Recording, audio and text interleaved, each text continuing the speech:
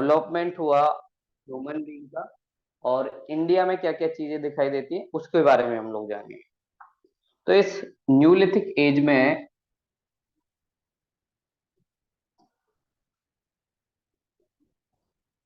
में धीरे धीरे प्रोग्रेस होती है हमारी, और ये प्रोग्रेस कहीं ना कहीं डिसाइड होती है कि भाई हम मटेरियल का यूज कैसे करते हैं।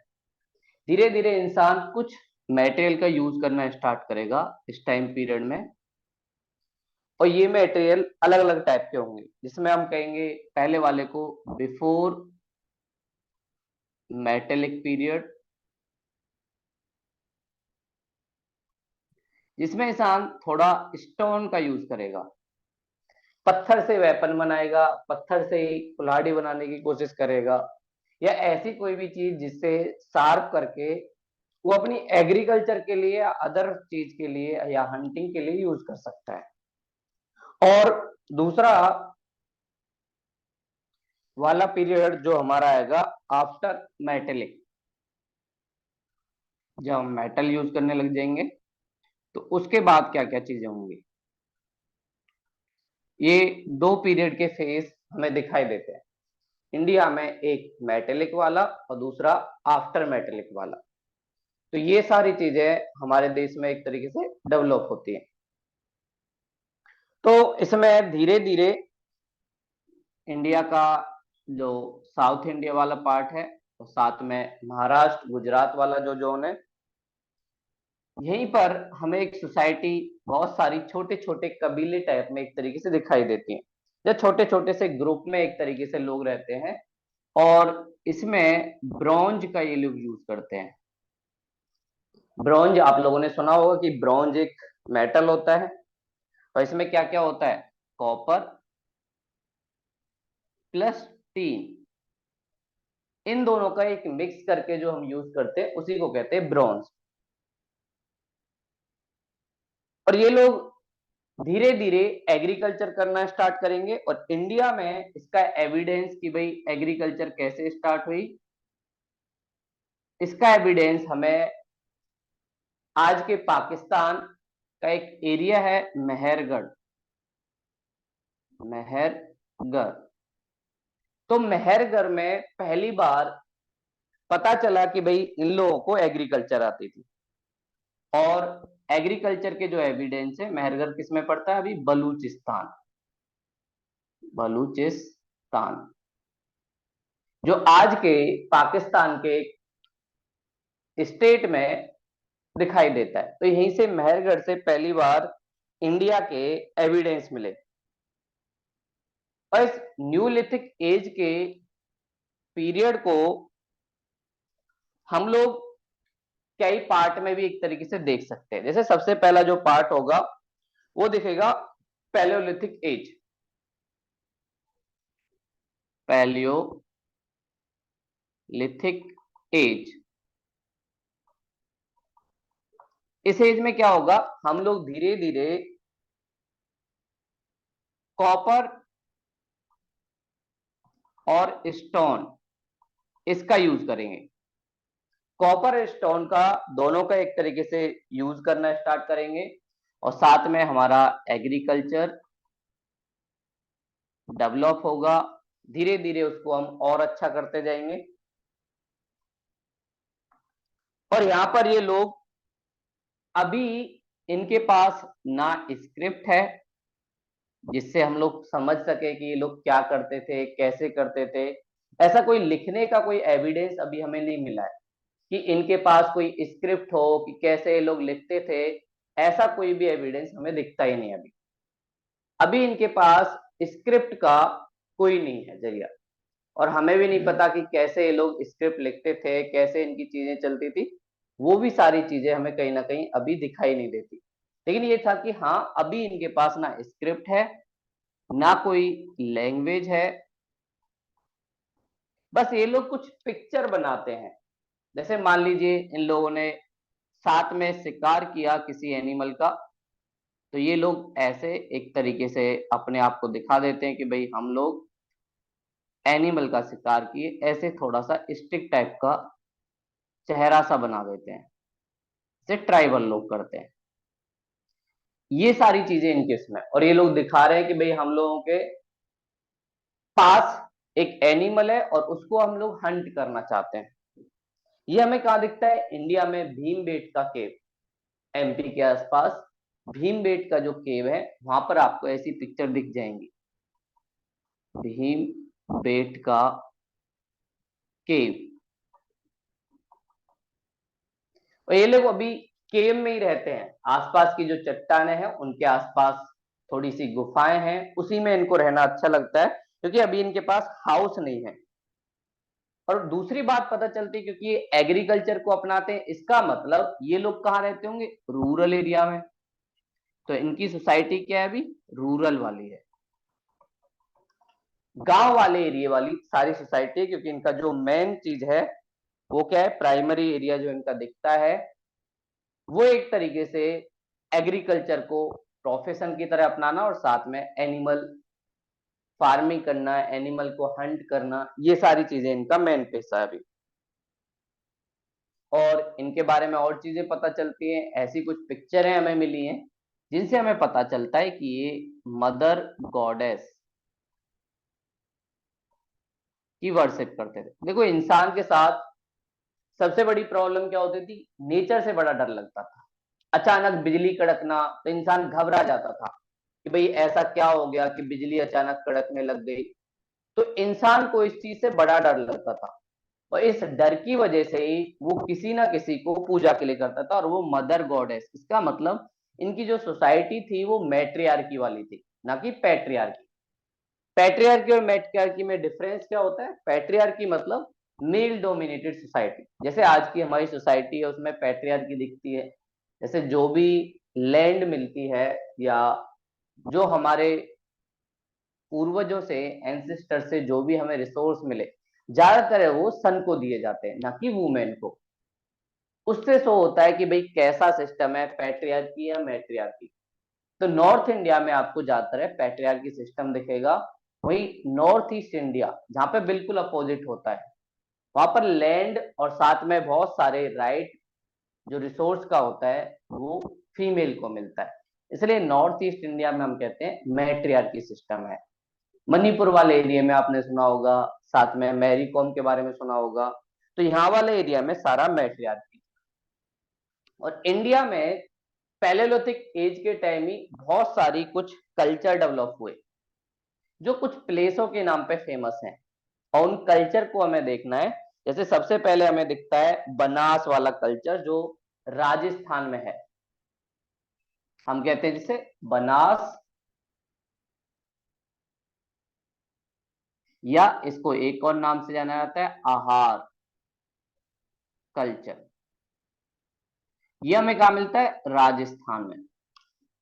राजस्थान में एक कल्चर का डेवलपमेंट हुआ जिसका नाम है आहार या बनास। बनास वो प्लेस है जिसके आसपास ये सारा कल्चर हमें मिला, उसी के बेस पे हम इस कल्चर को जानते हैं। तो कुछ एविडेंस जो हमें इस टाइम के मिले हैं वो इसी के बेस पे, और ये सब उसी एज में है, पैलेलिथिक एज में, जहाँ पे एग्रीकल्चर डेवलप हुआ है, धीरे धीरे हंटिंग करने लगे हैं, केव में ये लोग रहने लगे हैं, ये सारी चीजें। और ये हमारे देश में कुछ एग्जाम्पल दिखते हैं कैसे इन सोसाइटियों का डेवलपमेंट हुआ। तो सबसे पहला एग्जाम्पल हमें बनास आहार कल्चर राजस्थान में इस साइड दिखता है। पर राजस्थान के कुछ फेमस प्लेस जहां पर इस कल्चर का एविडेंस काफी ज्यादा है, क्योंकि आहार के पास पास ज्यादा है, इसीलिए इसको आहार कल्चर के नाम से जाना जाता है। तो एक प्लेस आहार। आप लोगों से ऐसे ही पूछा जाए कि इंडिया में जो आहार कल्चर था वो किस स्टेट में था, पहला क्वेश्चन तो ये बनता है। तो पहली बात राजस्थान में। दूसरा क्वेश्चन ये बनता है कि आहार कल्चर कैसा था? तो पैलेलिथिक एज जैसा था, जहां पे एग्रीकल्चर होती थी, साथ में ये लोग हंटिंग भी करते थे, और ज्यादातर है जो इकोनॉमी थी वो प्राइमरी सेक्टर पे ही डिपेंड थी, एग्रीकल्चर, हंटिंग, एनिमल फार्मिंग, इस पे ही सारी चीजें डिपेंड थी। तो इसलिए ये रूरल वाले कल्चर वाली एक तरीके से सोसाइटी थी। साथ में इसके क्या दिखता है? बालाथल बालाथल एक प्लेस था, वो भी इसी क्षेत्र में दिखता है। साथ में गुलिंद, गुलिंद भी एक जगह है राजस्थान में, वहां पर ये सारी चीजें हमें दिखती है। और यहाँ पर एक और अच्छी चीज, धीरे धीरे ये लोग हाउस बनाने लग गए, घर बनाने लग गए। अब केव से थोड़ा इंसान आगे की तरफ आया और उसे लगा कि भाई केव में रहने से बहुत सारे खतरे भी होते हैं, क्या हम कोई ऐसा घर नहीं बना सकते जो हमें जरूरत हो। तो इंसान ने केव को देखा और केव के बेस पे उसने सोचा अगर ऐसा कोई घर हम बना सकते हैं तो क्यों नहीं उसमें रहना स्टार्ट कर दें।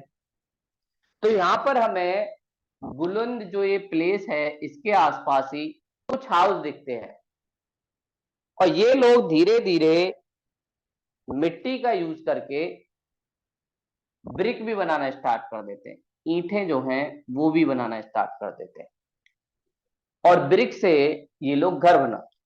तो इसके एविडेंस हमें गुलुंद में दिखते हैं कि कैसे इंसान ने ब्रिक को बनाया और ब्रिक बनाने के बाद, ईंट बनाने के बाद उससे अपना घर बनाया। और आहार जो प्लेस था ये काफी ज्यादा फेमस था कॉपर के लिए, इसलिए आहार को एक और नाम दिया गया ताम्रवती। ताम्रवती मतलब हिंदी में कॉपर को क्या कहते हैं, तांबा।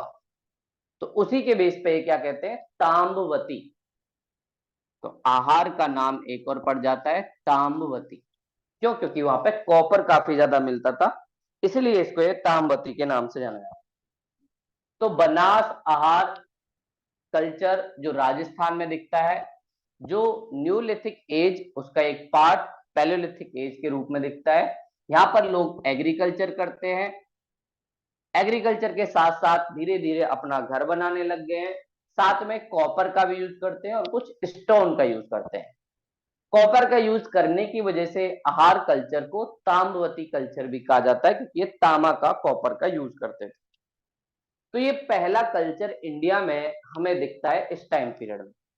दूसरा जो डेवलप हुआ, मालवा वाला, मालवा प्लेटू आप लोगों ने सुना होगा, जो एमपी के आसपास पड़ता है। तो एमपी के आसपास वाले जोन में जहां पे मालवा प्लेटू है, उस एरिया में जो डेवलपमेंट हुआ उसी को हम कहते हैं मालवा कल्चर। मालवा कल्चर। तो दूसरा जो कल्चर हमें इस टाइम दिखता है वो मालवा, जो एमपी के आसपास वाला। यहाँ पे भी कुछ फेमस प्लेस हमें दिखते हैं। जिन फेमस प्लेसों में कुछ है जैसे कायथा, कायथा, यहाँ पे भी हमें बहुत सारे विलेज दिखे हैं जहां पर लोग रहते थे, साथ में उनके एग्रीकल्चर के एविडेंस भी दिखे हैं। साथ में सारेन और एक प्लेस और नावादौली, नावादौली। तो इन प्लेस को आपको याद नहीं रखना, बस इतना याद रखना कि भाई ये प्लेस एंशियंट टाइम से जुड़े हुए थे। आपको एग्जैक्ट नाम याद हो या ना हो चलेगा, बस आपको इतना याद रखना है कि ये एंशियंट टाइम में जो हमारी डेवलपमेंट हुई थी उससे जुड़े हुए थे। और नावादौली में हमें बहुत सारे एविडेंस मिले एग्रीकल्चर के, कि ये लोग एग्रीकल्चर करते थे। वो सारे एविडेंस मालवा कल्चर के हमें नावादौली के आसपास मिलते हैं। साथ में ऐसे भी बहुत सारे एविडेंस मिले कि मालवा कल्चर में ये लोग मिट्टी के बने हुए बर्तन यूज करते थे। जैसे अभी हम लोग यूज करते हैं मटका जो होता है, वो एक तरीके से यूज करते हैं, ऐसा ही हमें इनके यहाँ भी दिखता है। तो ये लोग सॉइल से बने हुए पोट्स जो थे वो काफी ज्यादा यूज करते थे, जिसे हम कहते हैं अर्थनवेयर। ये एक तरीके से ये लोग यूज करते थे अपने रहने के लिए, मटके बनाना हो। और ये जो मटके बनाने का काम था या सॉइल का यूज करके चीजें थी, इसमें काफी ज्यादा एक्सपर्ट थे। और साथ में ऐसा भी पता चलता है इस चीज का इनका ट्रेड भी होता था। भाई जब कोई चीज किसी एरिया की फेमस होती है तो वो दूसरे कबीले को उस चीज को सेंड करता है। लेकिन ट्रेड का तरीका क्या होता था? Barter system. और बार्टर सिस्टम में क्या होता है कि मान लीजिए मैं अभी आपको पढ़ा रहा हूं, लेकिन मैं आप लोगों को बोलूं नहीं, मैं मुझे फीस नहीं चाहिए, मैंने आप लोगों को 1 घंटे हिस्ट्री पढ़ाया, तो आप लोग 1 घंटे मुझे साइंस पढ़ाओ। अगर ऐसे कोई आपसे एक्सचेंज की बात करे तो उसी को कहते हैं बार्टर सिस्टम। ऐसे ही पहले टाइम में मनी को यूज ना करके बार्टर सिस्टम यूज किया जाता था कि मेरे पास बकरी है, आपके पास वीट है, आप मुझे वीट दे दो, मैं आपको बकरी दे दूंगा। तो ये एक दूसरे के एक्सचेंज चलते थे और उसका वैल्यू उसी बेस पे एक तरीके से फाइंड आउट किया जाता था। तो ऐसा ही सिस्टम हमें मालवा कल्चर में दिखता है। तो मालवा कल्चर मालवा प्लेटू के आसपास एमपी में हमें दिखता है। और अगला जो कल्चर, थर्ड वाला जो हमारा कल्चर है, वो है जॉर्वे।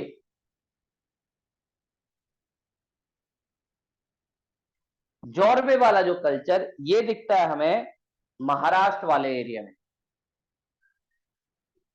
जॉर्वे कल्चर महाराष्ट्र, जो मराठवाड़ा एरिया है उसके आसपास वाले एरिया में हमें दिखता है। और इसके फेमस कुछ प्लेस, एक तो जॉर्वे तो है ही, जिसके बेस पे इसका नाम, देखो प्लेस के नाम पे क्यों, जिस प्लेस में ज्यादा एविडेंस हमें मिले, ज्यादा एक तरीके से डेवलपमेंट हुई, उसी प्लेस के नाम पे इसका नाम रख दिया। जैसे हम लोग इंडस वैली सिविलाइजेशन को हड़प्पा सिविलाइजेशन कहते हैं, क्योंकि हमें हड़प्पा जो शहर था वो ज्यादा दिखा, उसी के बेस पे हम लोग नाम रखते थे। ऐसे ही जॉर्वे के आसपास इसका डेवलपमेंट हुआ, इसीलिए इसका नाम जॉर्वे कल्चर पड़ा। उसके बाद इसके आसपास दैमाबाद, ये भी काफी ज्यादा फेमस प्लेस है, यहां पर भी ये कल्चर दिखाई देता है। साथ में इनाम गांव, इनाम गांव, ये 3 प्लेस हमें दिखते हैं जॉर्वे कल्चर में।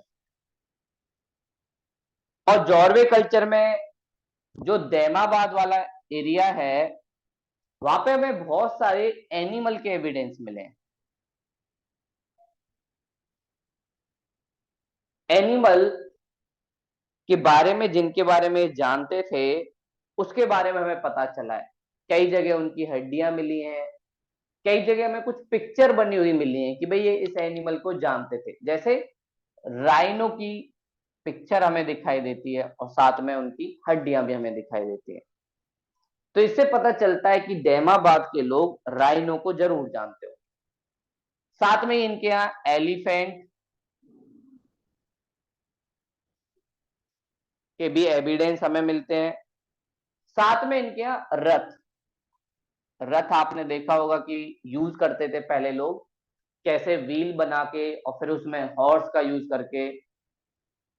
तो ये सारी चीजें भी इसके यहाँ दिखती हैं। तो दैमाबाद और जॉर्वे कल्चर में हमें ये सारी चीजें मिलती हैं। और साथ में दिखता है कि भाई कुछ ह्यूमन बीइंग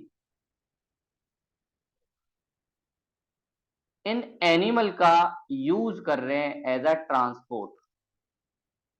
तो एनिमल का यूज कर रहे होंगे, इसका मतलब वो इन चीजों के बारे में जानते हो।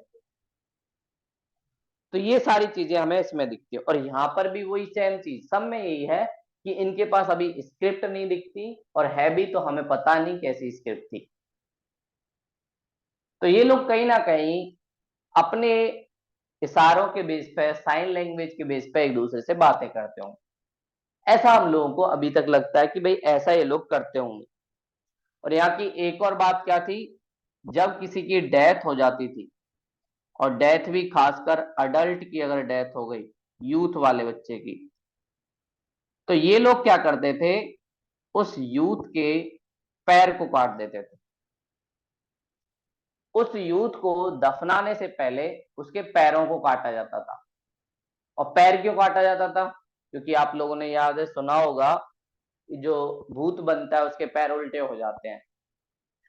तो इन लोगों ने पैर ही काट दिए। अब भूत के जब पैर ही नहीं होंगे तो आएगा कैसे? तो कहीं ना कहीं ये लोग आफ्टर डेथ वाली लाइफ में बिलीव करते थे आफ्टर डेथ वाली लाइफ में बिलीव करते थे, इसलिए ये लोग पैर काट देते थे बॉडी के, कि ये अगर घोस्ट बने या भूत बने तो कम से कम चल के ना आ पाए। और इसके लिए उसकी कब्र में ही सारा सामान रख दिया जाता था।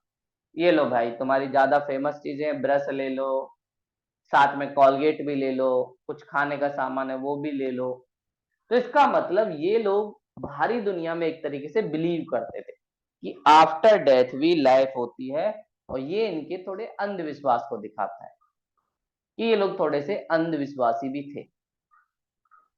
और इन तीनों में जो सबसे ज्यादा डेवलपमेंट दिखती है वो जॉर्वे कल्चर में ही हमें दिखती है। तो ये तीन कल्चर हमें दिखाई देते हैं। एक है बनास, जो हमने देखा राजस्थान में, उसके कुछ फेमस प्लेस हमने देखे, आहार, बलाथल, गोलिंद, जहां पे हमें हाउस मिले पक्के ब्रिक से बने हुए। साथ में यहाँ पर आहार के आसपास कॉपर का यूज लोग ये करते हैं, जिसे हम कहते हैं ताम्रवती। और हमें इंडस वैली सिविलाइजेशन में भी दिखेगा कैसे इंडस वैली सिविलाइजेशन के लोग यहाँ के कॉपर का यूज करते हैं अपनी डेवलपमेंट के लिए। तो ये सारी चीजें भी हमें दिखती हैं। साथ में अगला हमने देखा मालवा कल्चर, जो मालवा प्लेटू के आसपास था, एमपी में। यहाँ पे भी कुछ फेमस प्लेस थे, कायथा, सरेन, नवादौली, जहाँ पे हमें एग्रीकल्चर के एविडेंस दिखते हैं। साथ में ये भी दिखता है कैसे ये लोग सॉइल का यूज करके, मिट्टी के यूज करके बहुत सारे बर्तन बनाते थे, और उसमें काफी ज्यादा एक्सपर्ट थे और उसका ट्रेड भी करते थे। तीसरा कल्चर हमने देखा जॉर्वे, जो हमें महाराष्ट्र के एरिया में दिखता है, और वहां पे कुछ फेमस प्लेस जॉर्वे, दहमाबाद, इनाम गांव। ये लोग कुछ एनिमल को जानते थे जिनमें राइनो है, एलिफेंट है। साथ में ये लोग रथ बनाना भी जानते थे, उसकी भी पिक्चर हमें कुछ दिखी है। और यहाँ के लोग आफ्टर डेथ में बिलीव करते थे, इसलिए यूथ लोगों को मरने के बाद उनके पैर काट के दफनाया जाता था, और साथ में उनके साथ साथ कुछ चीजें रख दी जाती थी जिससे उन्हें वापस आने की जरूरत ना पड़े। तो ये सारे कल्चर इंडिया के न्यूलिथिक एज में दिखते हैं। और धीरे धीरे इंडिया में जब ये लोग थोड़ा सा डेवलप हो जाएंगे, तब हमें दिखेगा हड़प्पा सिविलाइजेशन, या जिसे हम कहते हैं इंडस वैली सिविलाइजेशन। तो इंडस वैली सिविलाइजेशन इनके बाद, और ऐसा माना जाता है, देखो अलग अलग थ्योरी है। वेस्टर्न कंट्री वाले बोलते हैं इंडस वैली सिविलाइजेशन का डेवलपमेंट हमारी वजह से हुआ है। हम बोलते हैं ऐसे कैसे हो गया? बोले हमारे यहाँ के लोग इंडिया आए, और इंडिया आके उन लोगों ने कहीं ना कहीं यहाँ पर देखा कि भाई यहाँ पे एग्रीकल्चर अवेलेबल है, उनके पास नॉलेज थी, इसलिए इंडस वैली सिविलाइजेशन को डेवलप कर दिया। इंडिया वाले बोलते हैं कि आपके लोग इतनी दूर आएंगे क्यों? देखो हर कोई अपनी वाहवाही लूटना चाहता है। तो वेस्टर्न कंट्री ये प्रूव करना चाहती है कि भाई हमारे यहाँ से ये लोग आए थे, हम लोगों की नॉलेज थी, और हमारे देश में सबसे पहले सिविलाइजेशन डेवलप हुई। सिविलाइजेशन का मतलब हमने कल जाना ही था कि कैसे अगर कोई कल्चर विलेज से शहर की तरफ आ जाए, और क्लस्टर ऑफ शहर, उसी को हम क्या कहते हैं? सिविलाइजेशन। तो हमारे देश में हड़प्पा सिविलाइजेशन का डेवलपमेंट हुआ, और जो वर्ल्ड की सबसे प्रोफेशनल और सिस्टमैटिक सिविलाइजेशन थी। तो हर कोई ये शो करना चाहता है कि हड़प्पा सिविलाइजेशन के डेवलपमेंट में हमारे लोगों का सबसे ज्यादा योगदान।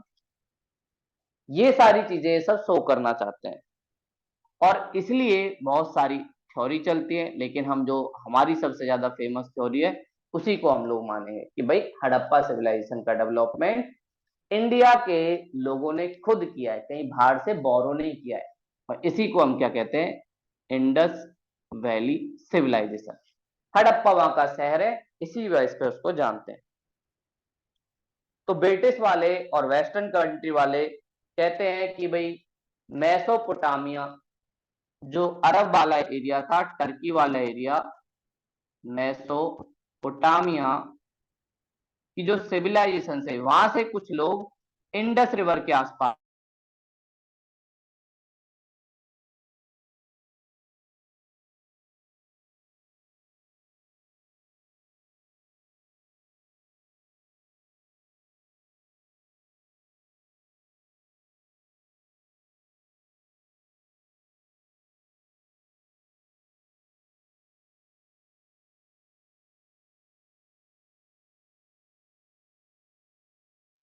तो क्लस्टर ऑफ सिटी बनने लगा, ये सारी चीजें एक तरीके से होने लगी।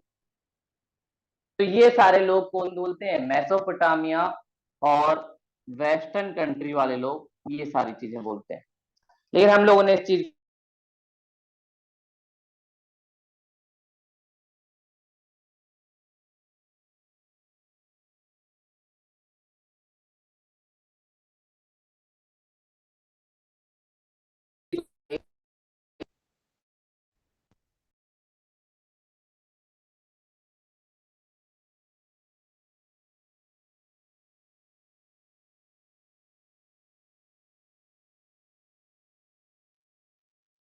मेहरगढ़ में एग्रीकल्चर के डेवलपमेंट के हमें एविडेंस मिली इंडिया में, और जो हो रहा था बलूचिस्तान में। तो बलूचिस्तान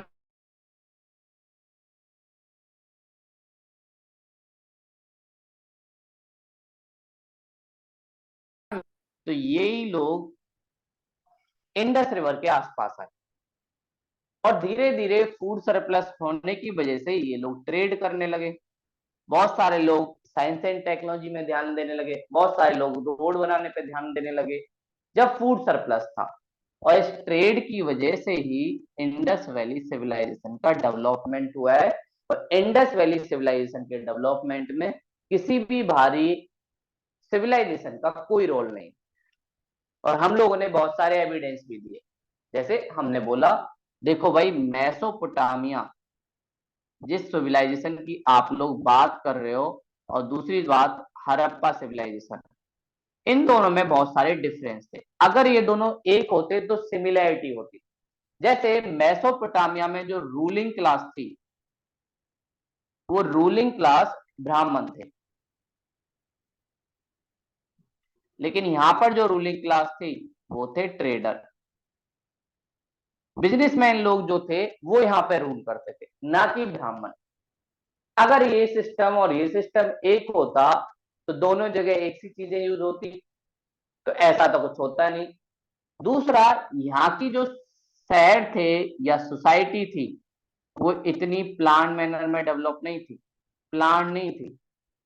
लेकिन इधर की सोसाइटी काफी ज्यादा प्लान और वेल ऑर्गेनाइज थी।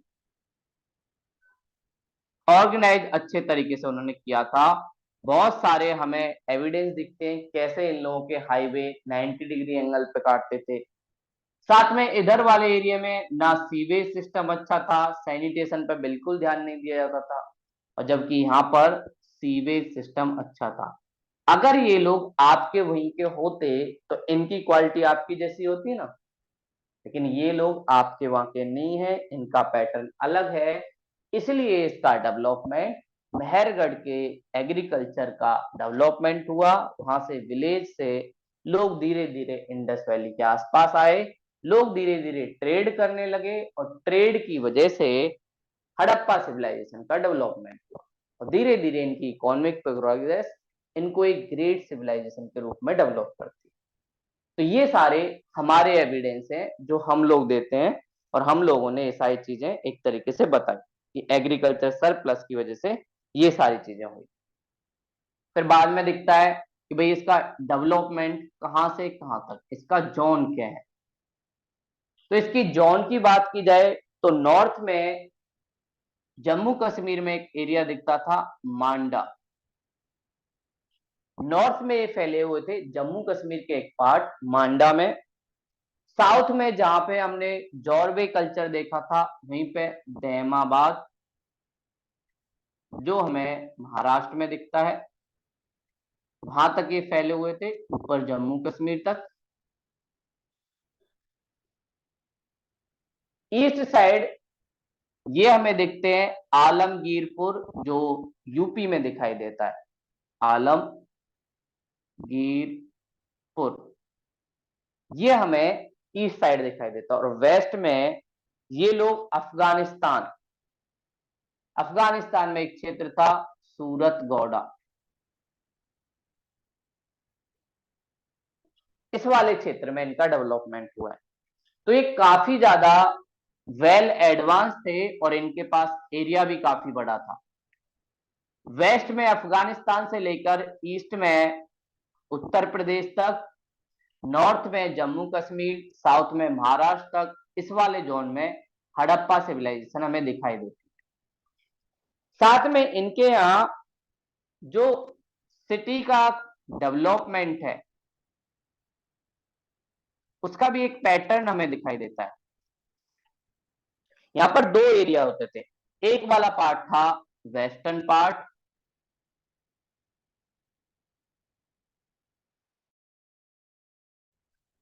दूसरा वाला पार्ट था ईस्टर्न पार्ट। और वेस्ट और ईस्टर्न पार्ट में हमें थोड़ा डिफरेंस दिखाई देता है। वेस्ट वाले पार्ट में जो बिल्डिंगें थी या घर थे काफी बड़े बड़े थे, 2 फ्लोर 3 फ्लोर ऐसे हमें घर दिखाई देते थे। और साथ में ये जो बने हुए हैं वो ब्रिक से बने हुए हैं और वो भी पक्की हुई। और साथ में इधर का सीवेज सिस्टम भी बहुत अच्छा है, रोड डेवलपमेंट बहुत अच्छा है। और इससे पता चलता है यहां पर कहीं ना कहीं रूलिंग क्लास रहा करती थी। आज भी अगर आप देखेंगे जहां पे हमारे पॉलिटिशियन रहते हैं वहां पे थोड़ा डेवलपमेंट तो होता ही है। हमारा प्रेसिडेंट हाउस है, हमारे पीएम का हाउस है, ये हमारी कैपिटल है, वहां पे काफी ज्यादा आपको डेवलपमेंट दिखाई देगा। ऐसे ही इनकी जो रूलिंग क्लास जहां पे दिख रहती थी वेस्टर्न वाले पार्ट में, उसका डेवलपमेंट काफी ज्यादा था। दूसरी तरफ ईस्टर्न पार्ट में एक तो इसकी हाइट काफी ज्यादा ऊंची थी और रूलिंग क्लास अपने आप को थोड़ा सुपीरियर दिखाने के लिए थोड़े ऊंचे वाले एरिया पे दिखती है। ऐसे ही आपको दिखेगा जब 1911 में 1911 में इंडिया की कैपिटल कोलकाता से न्यू दिल्ली लाई गई, तो ब्रिटिश लोगों ने वायसराय जो अब हमारा प्रेसिडेंट हाउस है उसके हाउस को थोड़ा हिल पे बनाया गया। अरावली हिल की एक पीक थी रायसीना हिल, थोड़ा सा सुपीरियर दिखाने के लिए आप देखेंगे प्रेसिडेंट हाउस थोड़ा सा ऊपर वाले एरिया में। तो रूलिंग क्लास हमेशा अपने आप को थोड़ा ऊपर दिखाना चाहती है, इसलिए ये सारी चीजें करते हैं। और इस ईस्टर्न वाले पार्ट में हमें थोड़े घर तो दिखते हैं लेकिन फर्स्ट फ्लोर, ज्यादा से ज्यादा सेकंड फ्लोर कुछ लोगों के पास। और साथ में ये लोग पक्की ईंटों से नहीं, कच्ची ईंटों से बने हुए हैं, मड के बने हुए घर हैं। ये सारी चीजें दिखाई देती है। और साथ में यहाँ पे सीवेज सिस्टम है, ये इनकी खास बात थी। चाहे गरीब लोग रहे या अमीर लोग रहे, सीवेज सिस्टम और सैनिटेशन पे काफी ज्यादा ध्यान देते थे। और उसका रीजन बिजनेसमैन आदमी है, और बिजनेसमैन आदमी नहीं चाहेगा कि किसी की हेल्थ खराब हो, क्योंकि अगर किसी की हेल्थ खराब होगी तो उसे पैसा देना पड़ेगा। तो हेल्थ का काफी ज्यादा ध्यान रखते थे। तो इसमें भी कहीं ना कहीं सैनिटेशन का ध्यान रहता था। लेकिन यहाँ पर जो रहते थे वो थी लेबर क्लास। लेबर क्लास आप कह सकते हो, फार्मर कह सकते हो, ये सारे लोग ईस्टर्न बॉर्डर में रहते थे। और इससे एक चीज पता चलती है कि इनकी सोसाइटी में इनइक्वालिटी थी, दोनों के बीच डिफरेंस था। इसका मतलब इनइक्वालिटी तो इनकी सोसाइटी में थी। ये एविडेंस भी हमें दिखाई देते हैं कि भाई हड़प्पा सिविलाइजेशन में कहीं ना कहीं इनइक्वालिटी थी। साथ में अगला जो इनका चीज दिखता है वो दिखता है रोड। रोड का डेवलपमेंट इनका काफी ज्यादा एडवांस था और रोड डेवलपमेंट के मामले में ये एक्सपर्ट थे। आज के जो हमारे हाईवे हैं ऐसे रोड इनके पास उस टाइम हुआ करते थे। और रोड बनाने में भी ये अपने बेनिफिट को ध्यान रखते थे। तो इनका क्या होता था, ये मान लीजिए एक मेन हाईवे है, तो मेन हाईवे और ये वाले इनके घर हैं, तो घर का दरवाजा कभी भी मेन हाईवे की तरफ नहीं खुलता था। उस घर के दरवाजे के लिए एक अलग से छोटी गली बनाई जाती थी जो कच्ची बनी होती। ये मेन हाईवे है, इधर वाले इनके हाउस हैं। और इनके घर के दरवाजे कभी मेन हाईवे की तरफ नहीं खुलते थे, उसके कई सारे रीजन थे। मान लीजिए अगर हाईवे की तरफ घर खोलेंगे, कोई बच्चा है घूमते घूमते हाईवे पे पहुंच गया तो बिना बात की शहीद हो जाएगा।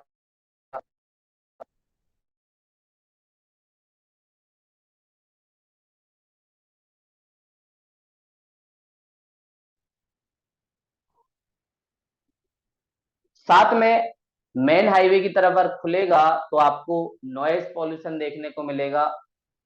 नॉइज पॉल्यूशन के साथ साथ आप लोगों को कुछ एयर पॉल्यूशन भी दिखेगा। इसलिए ये लोग कभी भी अपने घर के दरवाजे मेन रोड की तरफ नहीं खोलते थे। लेकिन कुछ एक्सेप्शन है, जैसे हम एक प्लेस देखेंगे लोथल।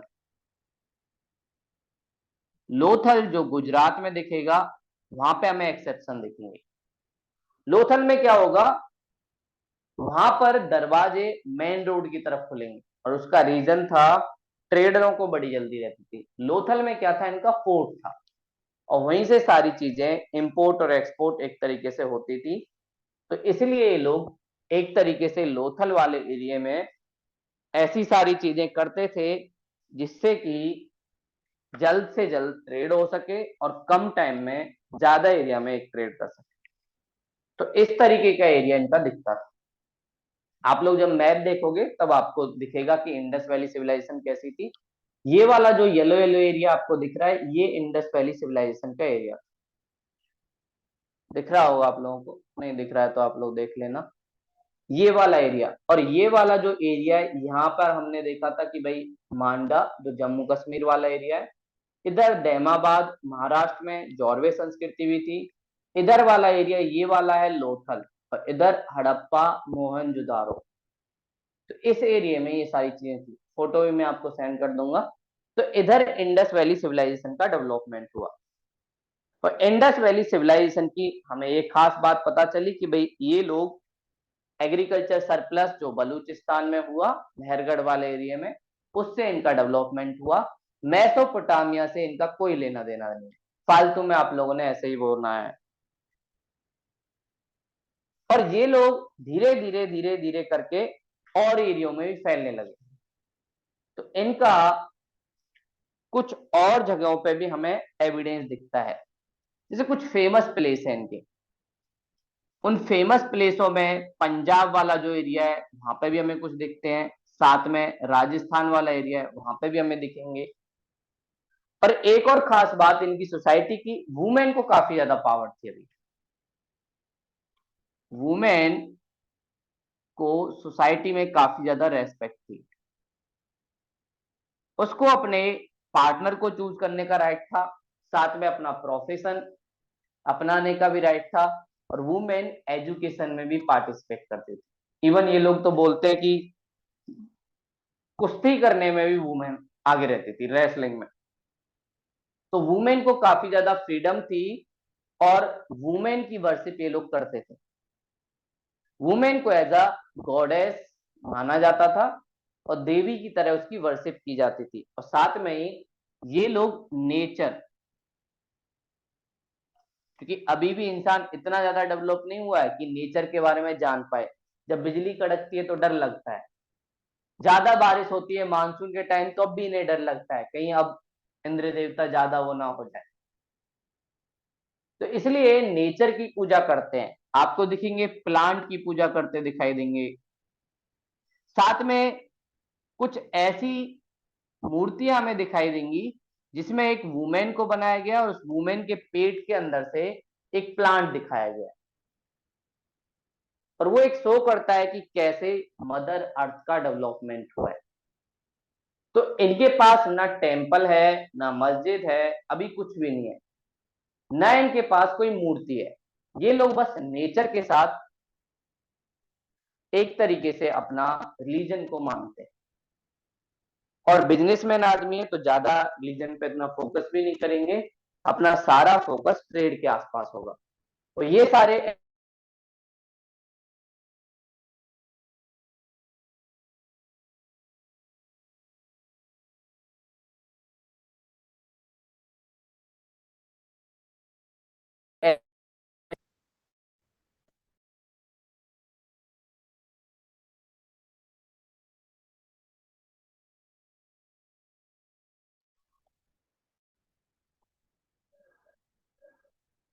अफगानिस्तान वाले एरिया में एक प्लेस था जिसका नाम था सूरतगई। ये अफगानिस्तान वाला एरिया है, यहाँ पे भी हमें बहुत सारे एविडेंस मिलते हैं कैसे यहाँ पर रोड का डेवलपमेंट हुआ, कैसे बिल्डिंग है, कैसे ये लोग जो अपने बर्तन का यूज करते थे मटके, जिसपे कलर भी करते थे, ब्लैक कलर दिखता है, कई बार रेड कलर दिखता है, साथ में उस पर पेंटिंग भी दिखती है। ये सारी चीजें हमें अफगानिस्तान से दिखती हैं। साथ में गुजरात, गुजरात एक फेमस एरिया था इनका, और गुजरात के दो एरिया थे, एक तो कच्छ वाला एरिया, रन ऑफ कच्छ, दूसरा काठियावाड़ वाला एरिया, काठियावाड़। जो रन ऑफ कच्छ है ये नॉर्थ वाला पार्ट है गुजरात का, और रन ऑफ कच्छ में हमें कुछ फेमस साइट दिखती है, जैसे देसलपुर, देसलपुर के बारे में दिखता है, साथ में सूरत गई, हो सकता है बाद में इसी के नाम पे सूरत का नाम भी पड़ा। फिर धोलावीरा, जो आजकल न्यूज में भी है, यूनेस्को ने, धोलावीरा पहला ऐसा साइट है जो इंडिया में इंडस वैली सिविलाइजेशन का है और जिसे यूनेस्को ने वर्ल्ड हेरिटेज साइट घोषित किया है। तो ये हमारे लिए एक प्राउड मूवमेंट है। तो धोलावीरा जो गुजरात में पड़ता है, और ये काफी ज्यादा फेमस था अपने पॉन्ड्स के लिए, तालाब के लिए। यहाँ पे बहुत बड़े बड़े तालाब एक तरीके से दिखते हैं, और इनका rain water harvesting system Dholavira में हमें काफी ज्यादा दिखता है। साथ में कठियावाड़ वाले एरिया में यहाँ पर रंगपुर,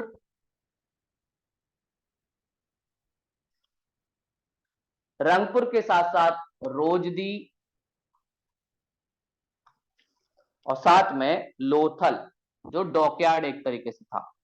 वर्ल्ड का पहला डॉकयार्ड माना जाता है लोथल को, और अभी लोथल में हमारा मैरीटाइम हेरिटेज के लिए एक म्यूजियम बन रहा है। तो इंडिया ने कैसे कैसे सी लेवल पर अपना डेवलपमेंट किया, ट्रांसपोर्ट के लेवल पर, उसके लिए नितिन गडकरी जी ने लोथल में एक म्यूजियम बनाने का पूरा वो किया है, और धीरे धीरे वो म्यूजियम बन रहा है। लोथल की उसमें बहुत सारी चीजें होंगी, साथ में आगे द्वारका जो एक शहर बसाया गया था उसके बारे में वहां पे सारी चीजें, और उस म्यूजियम में आप लोग एक तरीके से देख सकते हो कि कैसे इंडियन कल्चर का डेवलपमेंट हुआ सी के लेवल पर। मैरी टाइम में हम लोग कैसे एक्सपर्ट थे, और इंडिया का मैरी टाइम या वाटर ट्रांसपोर्ट सबसे ज्यादा फेमस था। साथ में पंजाब वाला एरिया, और पंजाब वाले एरिया में बहुत सारी चीजें थी, जैसे एक फेमस शहर हड़प्पा, जो आज के टाइम पाकिस्तान वाले उसमें हड़प्पा सिविलाइजेशन का एक फेमस एरिया, ये पंजाब में ही होता था। और एक एरिया सिंध, जो अभी पाकिस्तान वाले एरिया में, यहां पर मोहनजोदारो, मोहनजोदारो, ये एक तरीके से हमें दिखता था। और चूनो दड़ो, चूनो दरो, ये भी इसमें सिंध वाले एरिया में दिखता है। और राजस्थान में कालीबंगा, काली, ये दिखते हैं। तो ये कुछ फेमस साइट है। कई बार आपसे बस इतना ही पूछा जाएगा, which of the following site related to Indus Valley civilisation. तो आपको बस इनके नाम थोड़े थोड़े से याद हो, आपको ये ना लगे कि ये वाली साइट बाद वाले टाइम में, अशोक के टाइम में डेवलप हुई। नहीं, ये सारी साइट वही हैं जो इंडस वैली सिविलाइजेशन के टाइम में डेवलप हुई, और उन्हीं से जुड़ा हुआ इनका रिलेशन है। तो आज की क्लास में यही था। अगर कोई डाउट हो तो आप लोग पूछ सकते हो। आज वैसे ही डिस्टरबेंस हुआ था थोड़ा, कुछ पूछना है? Critically analyse role of Swami Vivekananda in social religious movement. तो सोशल रिलीजियस मूवमेंट में स्वामी विवेकानंद जी का क्या रोल था, इसको आपको क्रिटिकली एनालाइज करना है। देखो, क्रिटिकली का मतलब होता है पॉजिटिव और नेगेटिव दोनों। आप इंट्रोडक्शन इसमें दो तरीके से स्टार्ट कर सकते हैं, पहला स्वामी विवेकानंद जी के साथ, दूसरा सोशल रिलीजियस मूवमेंट के साथ। और फिर मेन बॉडी में आपको क्या लिखना है, पॉजिटिव पॉइंट। इन्होंने बहुत सारे पॉजिटिव पॉइंट किए, वर्ल्ड लेवल पे जो कॉन्फ्रेंस हुई उसमें पार्टिसिपेट किया, इंडियन कल्चर को आगे पहुंचाया, स्पिरिचुअलिटी को, साथ में हम लोगों को बताया कि वेस्टर्न चीजों को हमें लेना भी चाहिए।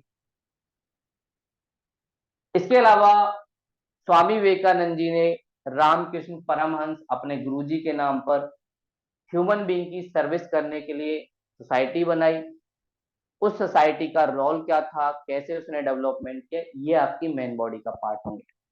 साथ में इनका एजुकेशन में, रिलीजियस में, ये सारा क्या क्या था ये भी इसका रहेगा। ठीक है, तो आप लोग ये सारी चीजें करके आना। मिलते हैं कल की क्लास में। Thank you sir. Thank you sir. Welcome.